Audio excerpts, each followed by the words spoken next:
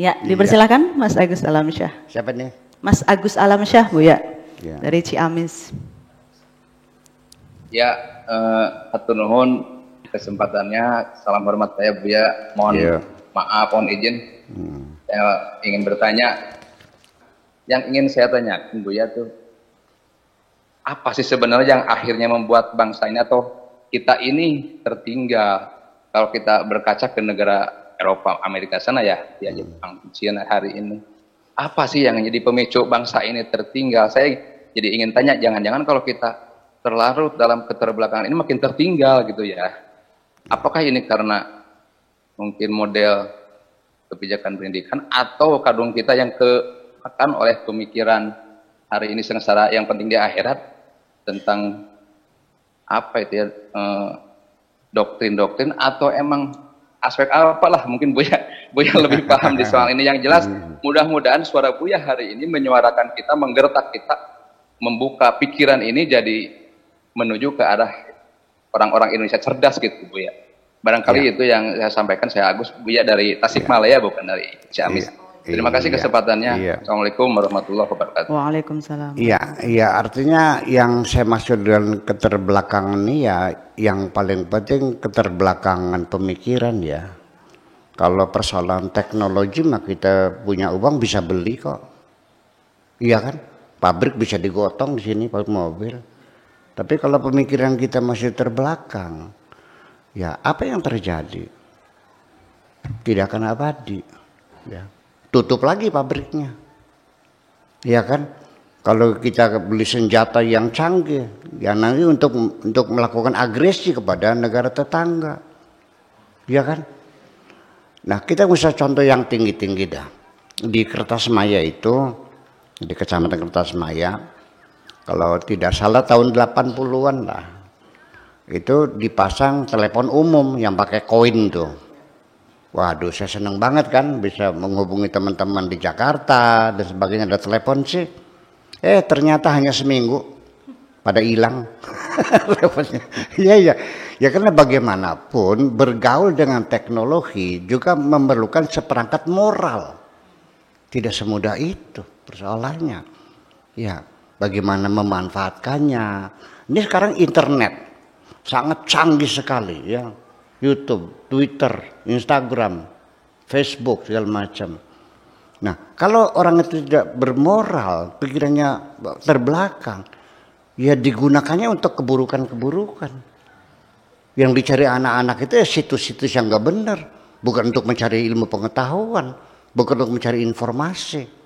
Ini persoalannya bukan persoalan teknologi, persoalan pemikiran. Jadi pada akhirnya kalau kita ingin melakukan perubahan pada satu masyarakat, ya pertama kali adalah perubahan pemikiran. Pembangunan hotel, jembatan, infrastruktur, cuma belakangan nggak ada masalah.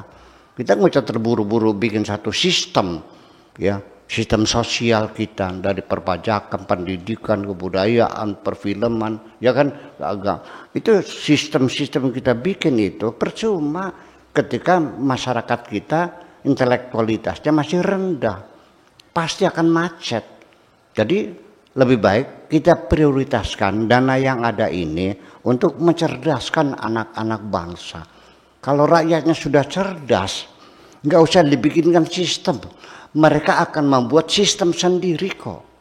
Dan pasti sistem yang mereka bikin akan sesuai dengan tingkat intelektualitas mereka. Yang terjadi ya seperti ini. Karena pemikirannya terbelakang, jadi ya susah kita mengkomunikasikan. Satu contoh saja. Saya digandeng oleh Pemda Indramayu untuk mensosialisasikan satu perda yang baru kepada masyarakat, ya, tentang keluarga berencana, tentang kebersihan, tentang larangan membuang sampah di sungai, tentang banyak sekali. Itu enggak selesai 3 bulan, terus dari desa ke desa kita terangkan, kita jelaskan pasalnya begini, keuntungannya begini. Enggak paham juga kok. Tetap aja masih buang sampah di sungai. Iya kan?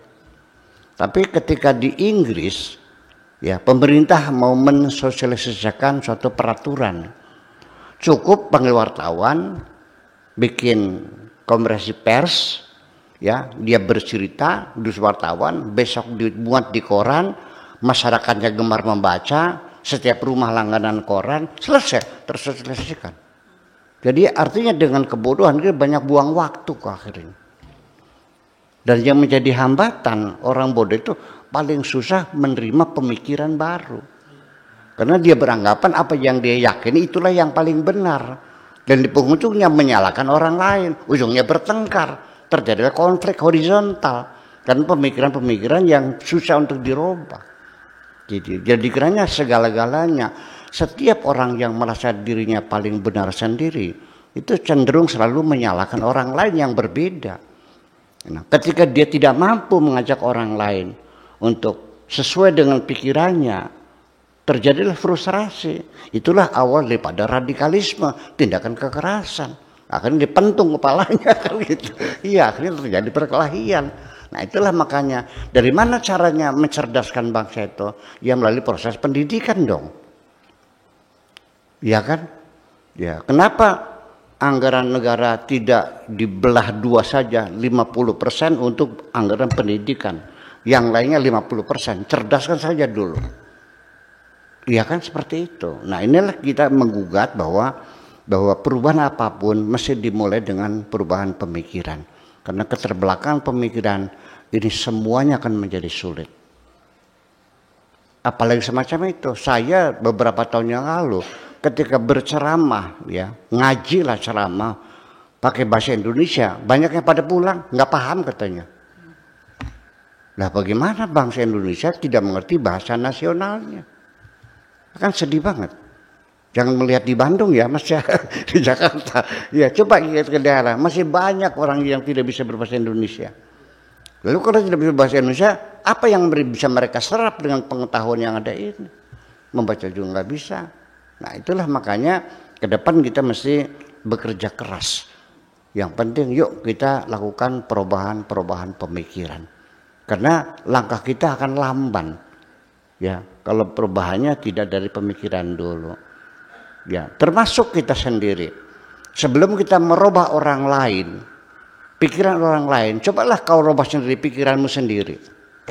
Ya, nah, supaya bebas apa? Coba merdekakan pikiranmu dari mitos-mitos, dari tradisi-tradisi, dari petata petitih, dari pumali-pumali. Apa pumali itu bahasa Sundanya? Pamali itu. Ya. Itu kan menghambat. Apa hubungannya? Ya, kita mengundang pernikahan karena ini bulan Kapit. Ya, itu pamali nggak boleh ngapain? Memang ada urusannya bulan Kapit itu dengan, ya buktinya yang kawin bulan Kapit juga panjang jodoh kok. Yang kawinnya bulan Haji juga cerai lagi. Ya, itu semuanya. Kemudian dengan mitos-mitos, tradisi-tradisi yang buang-buang dana segala macam. Itu kan banyak sekali hambatannya itu. Sehingga akhirnya kita gampang dalam berpikir. Takut kualat, takut kena laknat, takut ngelawan guru. Ini kan menjadi keyakinan kita. Betul enggak? Ketika kita mengkritisi pemikiran satu mazhab, itu banyak yang marah kok. Pinter kamu tak pinter Imam Syafi'i, begitu bilang gitu. Dia bilang, ini pemikiran zaman dulu, 1000 tahun yang lalu. Mungkin sekarang sudah tidak relevan lagi. Ya nggak bisa. Bayangkan. Ya, orang cebok pakai tisu, bilangnya nggak boleh. Karena Nabi tidak pernah cebok pakai tisu. Jadi pakai apa? Pakai batu. Bayangkan. Jadi itulah hambatan-hambatan itu. Jadi selagi Anda masih terbelenggu pikiranmu dengan mitos-mitos, dengan Anda tidak akan bebas berpikir kok. Yuk kita bebas berpikir dan jangan takut salah berpikir. Iya. Kalau salah kita perbaiki. Jadi kita berpikir secara moderat ya. Kesalahan itu suatu hal yang wajar dalam hidup kita kok. Iya, jangan menuntut orang tidak salah. Ya kalau tidak salah gampang caranya. Jangan berbuat apa-apa, jangan berkata apa-apa, dan jadi apa-apa. Selesai, Anda nggak salah. Terima kasih gitu aja.